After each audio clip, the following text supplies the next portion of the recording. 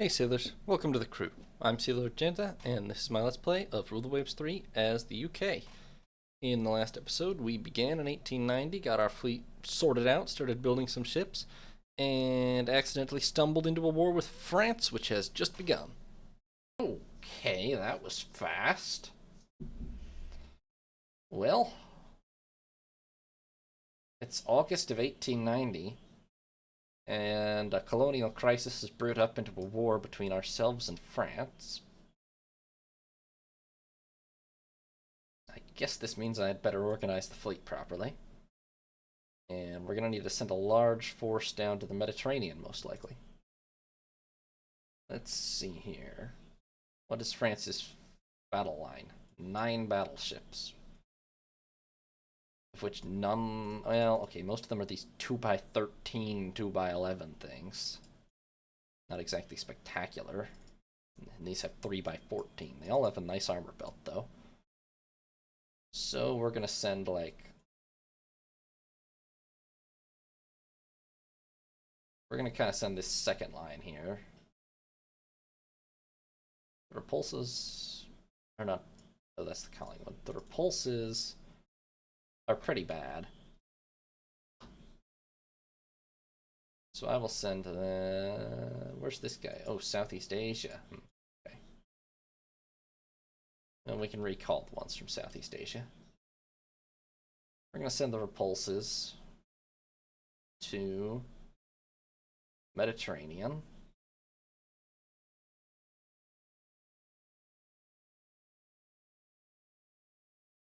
My god. Do the repulses have short range?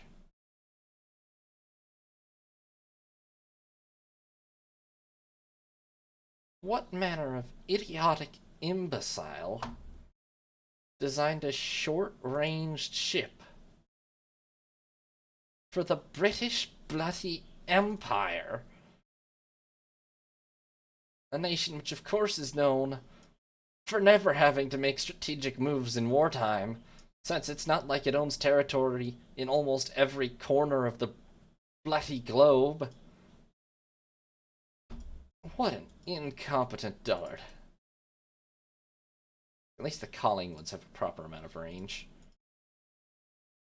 Okay, we're not immediately sending a whole squadron to the Mediterranean then.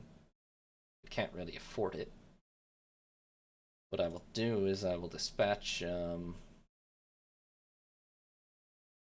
let's see, we don't necessarily have a clear superiority. I mean, we do in battleships by a long shot. They have a lot of cruisers here.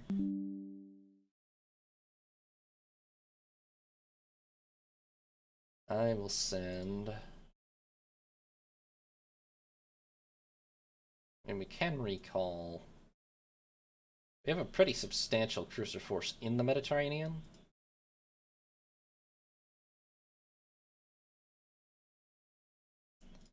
I will try to send a couple of additional reinforcements from ships that are capable of fighting and happen to currently be overseas.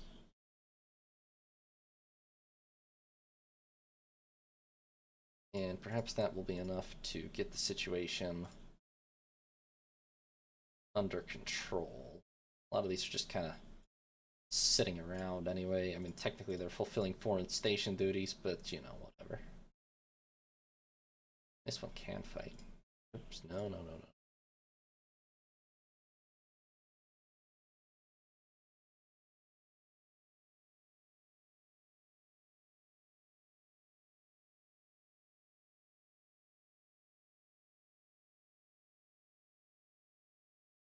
We're going to be swamping the Mediterranean with these 9,000-ton protected cruisers, I think.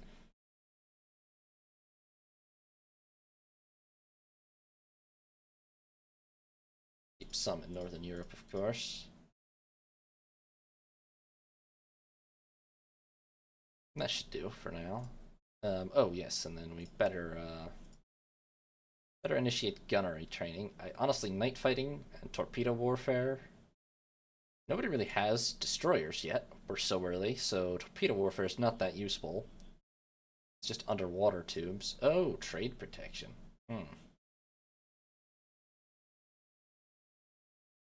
Okay, nobody has destroyers for that yet either, so... I don't regret decommissioning all those corvettes, though. They were too big. We're just gonna build some, like...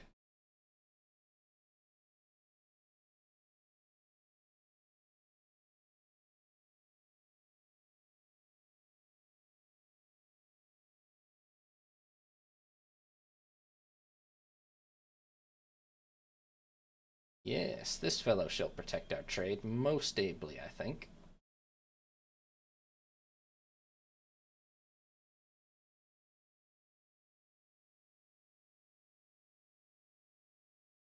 Yes, what do we need? 8? Let's put out 10 of these straight away. They'll be ready in 4 months, and they cost an absolute pittance. Fantastic.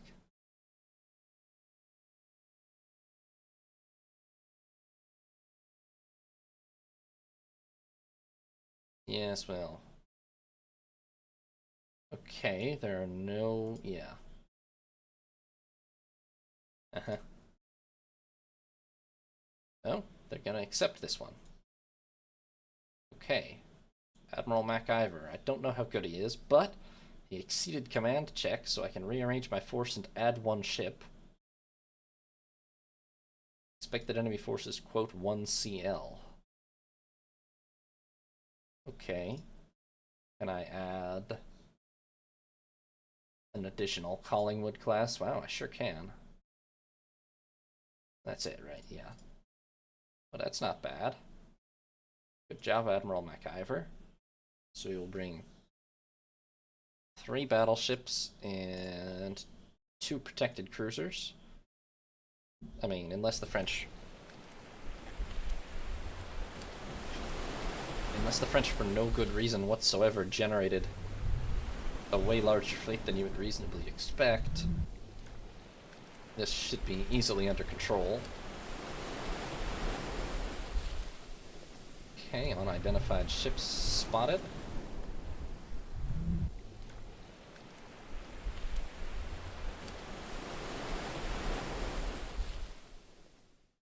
Looks very much like a single protected cruiser, which a second ago was allegedly Jean Bart class, but is now Target class. I pronounced that the German way. It's definitely not that French. No one cares what the French think, so...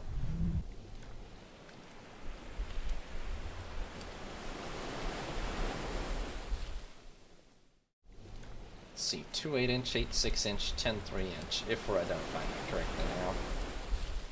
Well, we've got... both of these cruisers here could probably take that, so... How fast? 20 knots? Yeah. This is probably going to be a very boring and lengthy pursuit, but... well... we get lucky if we stay to either side of it here. Maybe we get lucky enough to pin him against the Cornish coast. We'll see.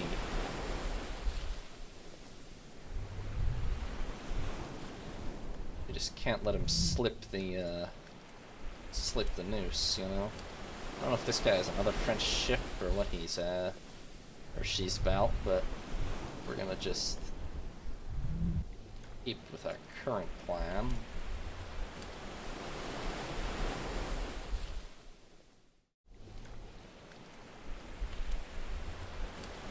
Okay, she's zagging, that'll hurt.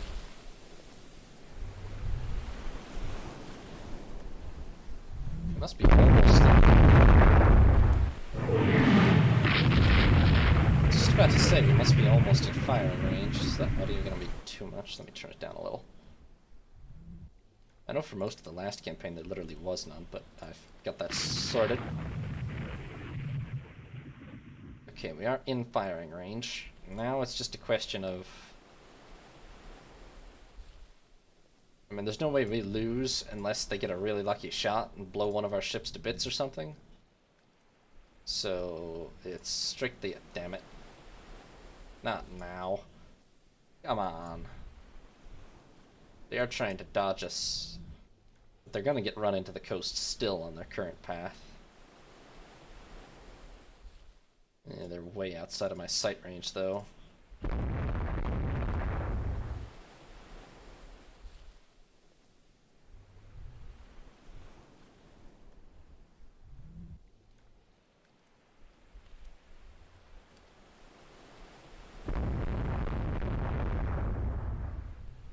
Come on, lads.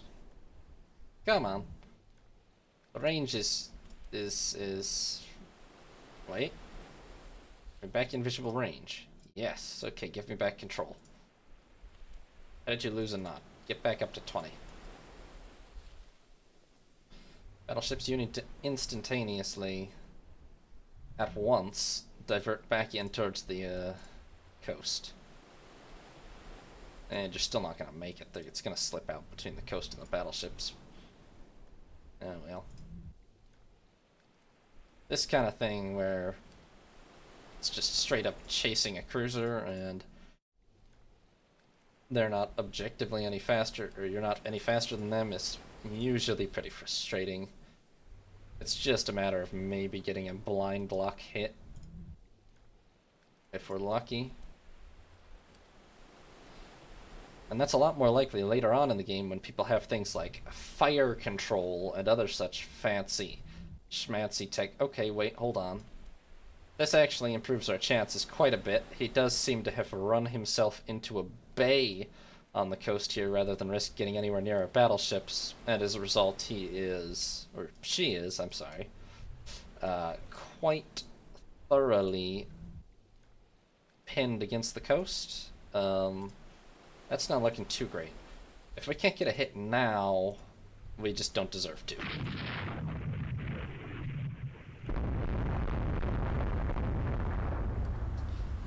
The range is 3,500 yards, by the way, people.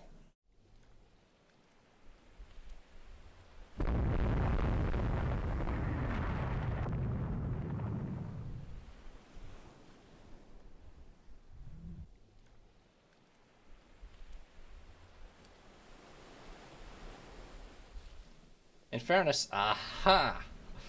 In fairness, they haven't gotten a hit either. It's just... accuracy is just this bad. Technically, we should probably worry about submerged torpedoes, but their range is ignominiously short, so...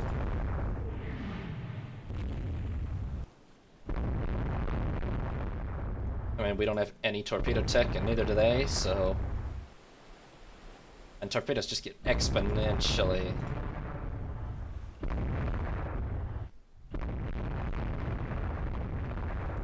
Let me know if that's way too loud. This is not going to be a super long first recording session, so if it is, I'll fix it pretty quickly.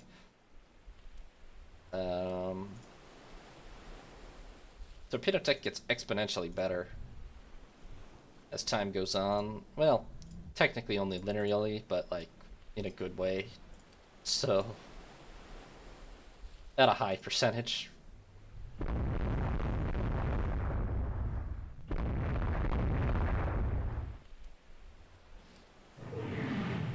Such that late game torpedoes are just, I mean, not even late game, but like in 10 years they'll already be radically better. And again in 10 after that. I actually feel like maybe we've... I don't know if we have killed him, to be honest. I mean, it's really hard to judge. But I think we have him, at least. Her. I don't know why I keep saying. I think we have her.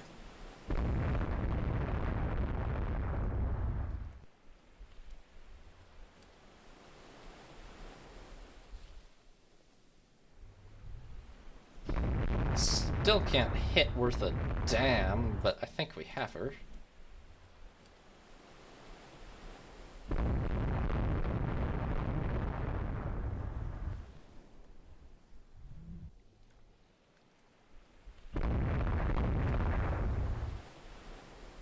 Okay, yeah, you know what, let's come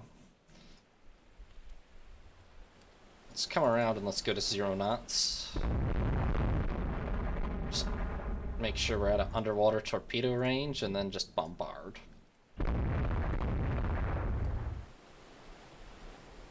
It's basically a ground target at this point, so let's just treat it that way. Oh my god, the accuracy. The range is currently... Why is the range not coming up anymore?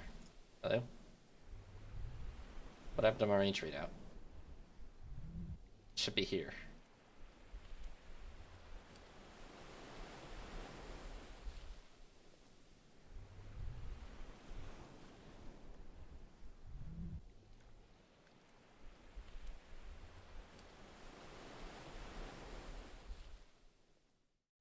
Got to adjust these while I was at it. Anyway, the range is not more than like a couple thousand yards. I don't know where it's gone, but...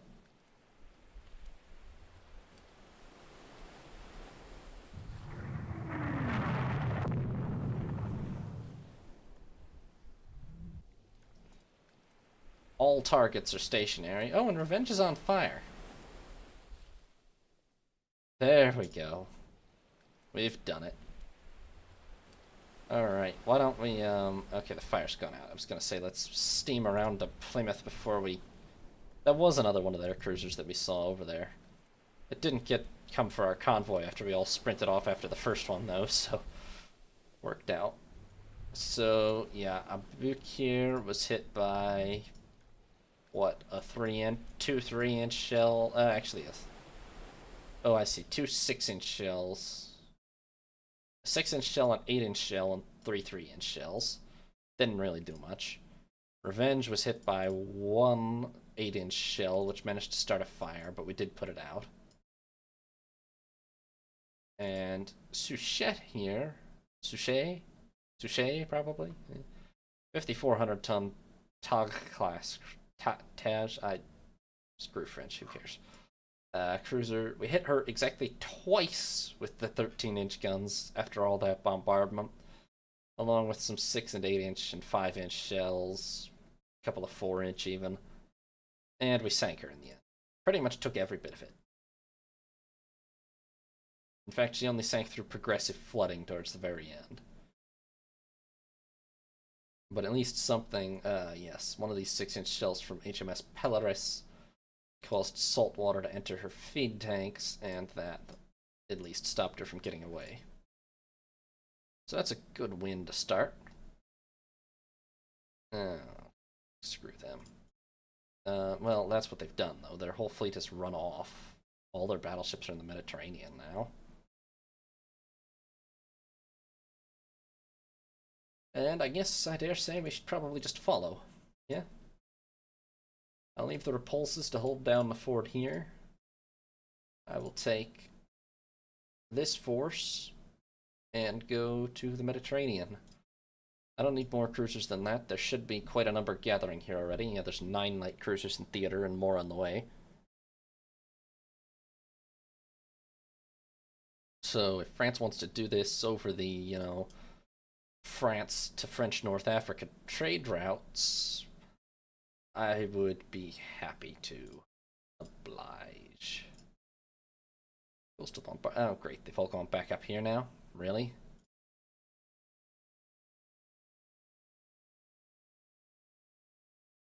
Well, now it says just 4 CA. Although that's way more CA than I have. I have to select division. Oh. And there's no armored cruisers. Of course there aren't, actually. We don't have any, really. Nope, hold on. Right. Well, let's add the big one. We're gonna fight this, which I'm not sure we should, but... we'll accept, and... okay, I'm the one doing the bombarding. I wasn't clear on that. I am... that's not really great. Although, honestly, it is better. Because the funny thing is, if you decline the battle entirely, you lose 680 victory points. But if I turned around and sailed back to Portsmouth right now, I would lose 0 victory points. And as we saw in the last battle, if you handle your ships competently, you're not that likely to get caught, so... If I just... please get into, like, line ahead. Thank you. Or what now? This isn't ours. Who's shooting? You? Are you an Arethusa class?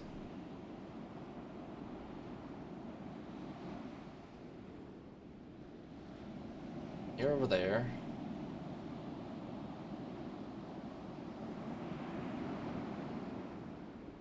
Okay, yes, dead ahead. There's some kind of engagement. We had best get in there.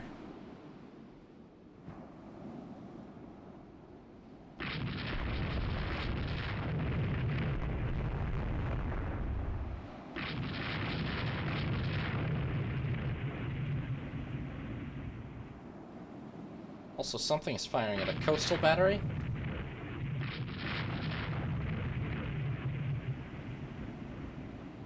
So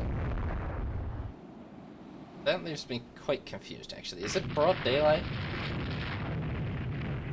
It is broad daylight, it's just kind of cloudy. Nice breeze. So... okay, that's going on up there.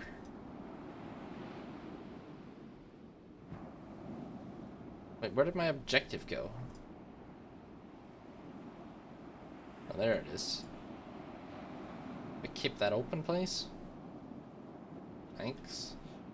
Well, we do want to bombard that, but more important might be to interfere in this bombardment, so let's get up there.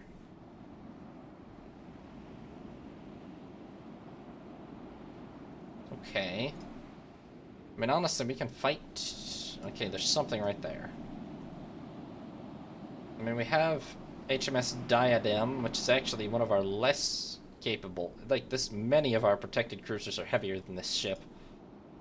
We have Pallas, perfect example. Pallas is superior. Pelorus is not superior, but she is... actually, no, she's pretty much superior. I guess a half-inch less of deck, of belt, but it's pretty much a trade-off.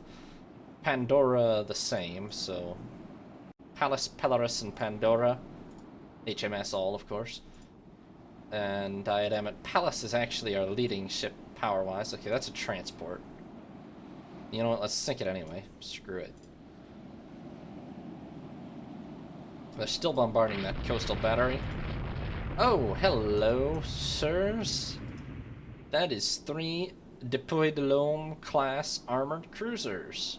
6 8-inch guns, 12 5-inch, 10 2-inch. Honestly, this engagement would be decided mainly by sheer dumb luck. The big difference, we have less main guns. Even our biggest ship, Pallas, has less main guns, although slightly heavier. But we have not necessarily more, but definitely heavier secondary guns. However, they also have 3 light cruisers in company by the look of it, so... I think perhaps we finish off this light cruiser. I mean, not this light cruiser, this merchant. Small merchant. And then we scamper. Oh, it's dead, okay. Yeah, sure, pick up survivor. Really? No, I don't actually need to... sure. Let's have half our force pick up survivors from this light... this small merchant. Why not? Oh, hey, a corvette. Let's sink that, too, just for fun.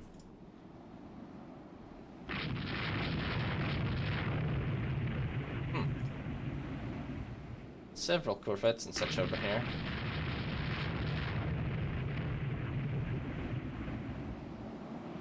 Oh, good. There's a shore battery and a bunch of corvettes, and their cruisers are just over the horizon right up there.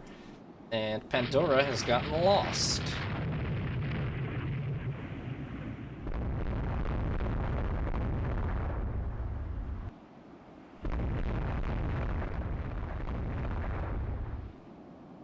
It would literally take an eternal... Like, we could probably fire all our guns while stationary and not ever destroy this bombardment target. The things are really durable, so... Oh, found a 6-inch coastal battery. Okay, maybe we'd best turn around. Because honestly, it would also take us all day to kill these damn corvettes, so...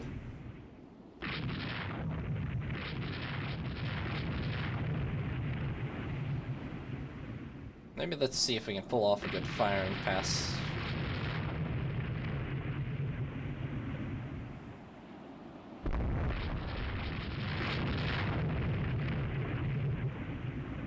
Not really.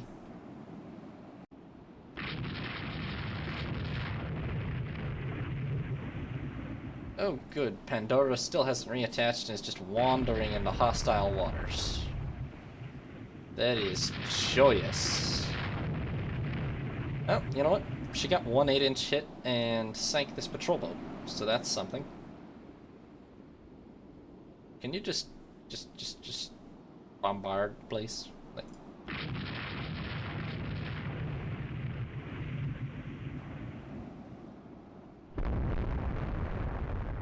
And the pillars.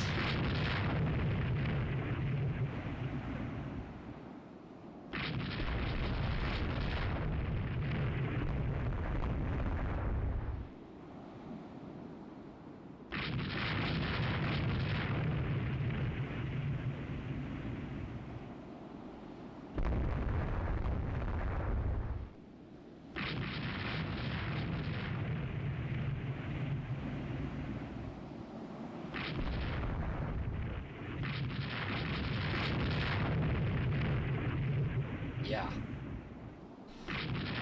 This is a fully stationary target, guys.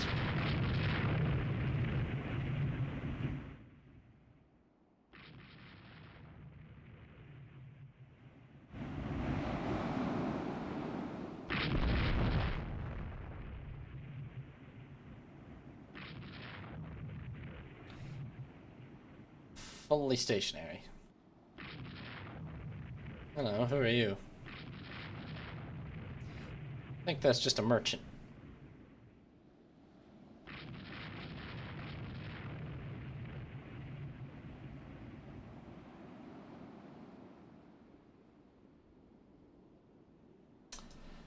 Alright, you know what?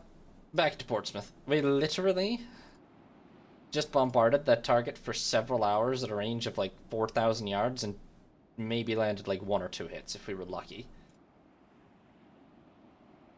Which is ridiculous. I like the 1890 starts well enough, but the accuracy on these ships is appalling. It's actually not necessarily inaccurate, but it is appalling. God damn it. Why? Why would you do this to each other? Are you okay? Not really. Well, yes, mostly. Let's just get you back to Portsmouth, guys. Let's just... Yep. Come on. Try not to ram each other again. I can see where this is going. Oh, look, one of you has decided that west is actually northeast. That collision did a real number on your compass, huh, Pandora? Really? Wow, that flooding, huh? Holy cow, that flooding. Right, well, this was a complete disaster. Next.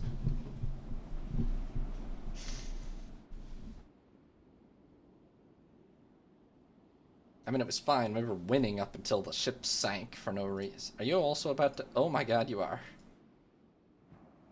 Oh, guys. Well. We took out a merchant. And patrol boat 13.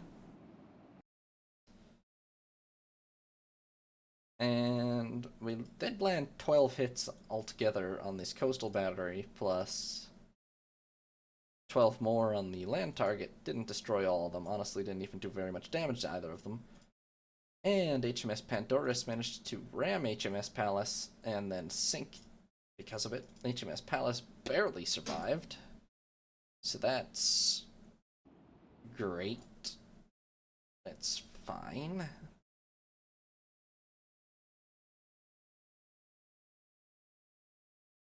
No, I would much rather keep good relations with Japan than seize their unwanted armored cruiser. I am blockaded? Excuse me? Okay. I mean, I see what happened here. They moved all their battleships back immediately.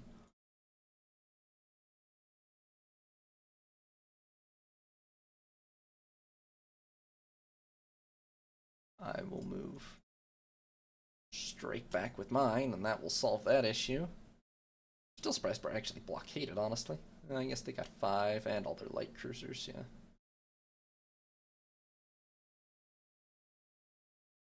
Yeah, that was an embarrassment, alright.